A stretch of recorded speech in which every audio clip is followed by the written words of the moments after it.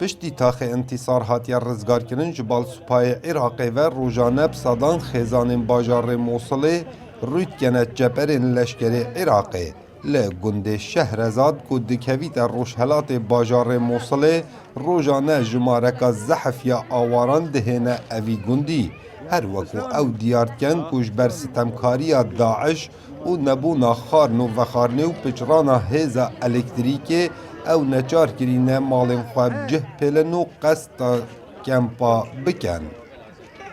والله نزحت من وراء القصف والضرب بسداما توباران لسروان زاروكان امريفيان او بو اجرا هندي امبوين پنابر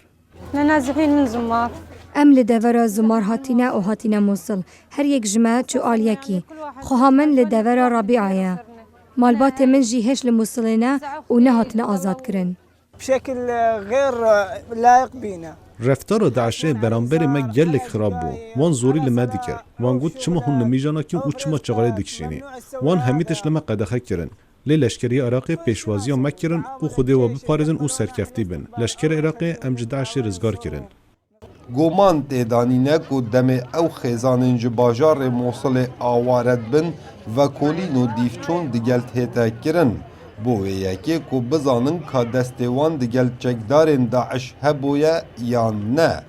وحررنا منطقة حي الانتصار والناس جايين تجينا نازحين من الموصل ما تاخا انتصار رزگار کرد پنابر موصل دهنه ایره افتاخه ما بو پنابران نشان کریه وان جنو زلام جیک جدا کرنه ما آگاهداری لدورناوین چکدارین داعش هبونه او داعشن دناو پنابران داتین جدا کرن و کسین آسایشی جی جه خواهیه پنابر لسر سریمه گلک بخیرات نوان دکن ام براینوانین و متشتک دجیوان نینه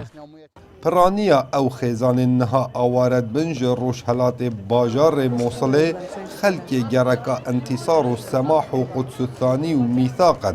جبرکو اف جهه بوین میدان شری و روزانه دهنه بردمان کرن جبال سپای عراقی و جلای کدی و جبال چکدارن داعش و